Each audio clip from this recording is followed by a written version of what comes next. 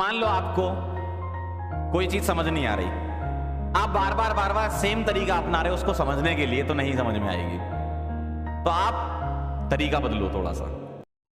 तो जब आप पढ़ रहे हो तो चैप्टर को क्या करो, सब टॉपिक में डिवाइड कर लो, स्मॉल सेगमेंट में डिवाइड कर लो, ठीक है।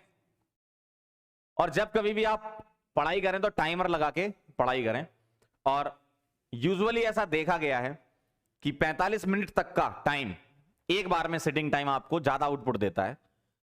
तो आप क्या करो, 45 मिनट के स्लॉट बना लो और फिर बीच में 5 मिनट का ब्रेक रख लो, है ना। जैसे मान लो आप कभी अपना सेल्फ स्टडी कर रहे हो, है ना, तो उसमें 45 मिनट के स्लॉट रखो। जैसे 45 मिनट में कुछ रिवाइज कर लो या 45 मिनट में कुछ क्वेश्चन प्रैक्टिस कर लो, ठीक है, इस तरीके से। समझ गए बात को। तो ये जो पॉइंट जो लिखे हैं ना, ये बहुत इंपॉर्टेंट है।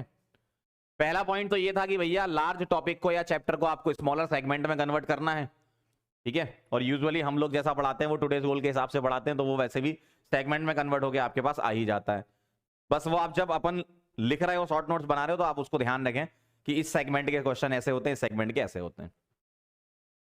और 45 मिनट का स्लॉट रखो, एक बार में 45 की सिटिंग होनी चाहिए, 45 मिनट की होनी चाहिए। ऐसा नहीं कि 3 घंटे लगातार बैठे। वो आप तब करना जब आप मॉक टेस्ट दे रहे हो या फिर टेस्ट पेपर दे रहे हो, या आपका मन है कि नहीं आज तो हम टेस्ट पेपर के हिसाब से, तब आप 3 घंटे की सिटिंग रख सकते हो। अदरवाइज 45 मिनट की सिटिंग आप आराम से रख सकते हो। फिर 2 मिनट, 3 मिनट, 4 मिनट का ब्रेक ले लो या 5 मिनट का ब्रेक ले लो, आप थोड़ा सा ब्रेक लेकर फिर से बैठ जाओ, है ना। ये बहुत इंपॉर्टेंट पॉइंट है। Attack the content in several ways. मतलब मान लो आपको कोई चीज समझ नहीं आ रही, आप बार बार सेम तरीका अपना रहे हो उसको समझने के लिए, तो नहीं समझ में आएगी। तो आप तरीका बदलो थोड़ा सा। जैसे मान लो कोई क्वेश्चन आप लगा रहे हो, आपसे नहीं बना, तो आप उसके बारे में थोड़ा सा और सोचो कि इस तरीके से करेंगे तो हो जाएगा क्या, ऐसे अटेम्प्ट करें तो हो जाएगा क्या। करना है तुरंत, उसमें ज्यादा सोचना नहीं है, बस इतना सोचना है कि ऐसे करें क्या, तो बस तुरंत करना चालू कर दो। अब आप ये सोचो कि यार ऐसे करें, और फिर सोचने ही लगे, सोचने में आपने टाइम निकाल दिया। अगर आपके दिमाग में आ रहा है कि मैं इस वाले क्वेश्चन को इस तरीके से अप्रोच कर सकता हूं, तो कर लो। हो सकता है कि वो सही अप्रोच हो, वो आपको नहीं पता थी ना उस समय। जब आप सॉल्व कर रहे होगे तो आपको समझ में आ जाए। कई बार ऐसे क्वेश्चन होते हैं, यूजुअली ऐसा न्यूमेरिकल्स में ज्यादा होता है। न्यूमेरिकल्स में आपने फील किया होगा कि आप कोई अप्रोच लगाते हो, नहीं आता, फिर आप सोचते नहीं यार इसमें तो ये नहीं, ये फॉर्मूला लग सकता है, तो आप चेंज करते हो, अपना तरीका। तो अलग अलग वेज से आप क्वेश्चन को अटैक करें, है ना, कंटेंट को अटैक करें। मान लो आपको कोई समझ में नहीं आ रही चीज, तो आप दूसरा तरीका अपनाएं, यार इसको ऐसे नहीं, ऐसे कर सकते हैं हम, ठीक है। और ये बहुत इंपॉर्टेंट पार्ट है, summarize the most important facts and key ideas. हर चैप्टर के कुछ ना कुछ बहुत इंपॉर्टेंट पोर्शन ऐसे होते हैं जिससे सवाल बहुत बार पीवाईक्यूज में आता है।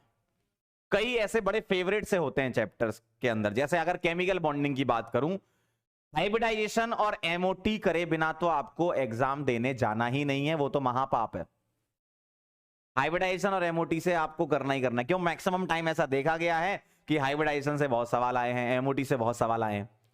ऐसे हर एक चैप्टर के अपने अपने होते हैं, ठीक है। मैंने तो जस्ट एक आपको एग्जाम्पल शेयर किया है, ऐसे हर एक चैप्टर के होते हैं। तो जब आप पढ़ते जाओगे चैप्टर, तो आपको खुद ही आइडिया लग जाएगा, अच्छा इस टाइप के क्वेश्चन ज्यादा करवा रहे हैं सर, ये ज्यादा इंपॉर्टेंट है, पीवाईक्यू में ये ज्यादा आया। बस यही, इसी चीज को तो बोलते हैं कि भाई अटेंटिव रहना तुम्हें क्लास में। तुम्हारे अंदर दिमाग में पढ़ाई के साथ साथ सेल्फ एनालिसिस भी चलना चाहिए। अच्छा इस वाले चैप्टर में सर ने इस चीज पर ज्यादा फोकस किया है, तो मैं इसको लिख लेता हूं अच्छे से, और इसको मैं बार बार हफ्ते में एक बार रिवाइज करा करूंगा, ठीक है। तो ये आपको मोस्ट इंपॉर्टेंट पॉइंट को समरी के फॉर्म में लिखना ही लिखना है। हर चैप्टर के ऐसे आपको मिलेंगे ही मिलेंगे, जिससे मैक्सिमम टाइम सवाल आता ही आता है, ठीक है। तो इस तरीकों को अपना के आप अपना स्टडी टाइम मैक्सिमाइज कर सकते हैं।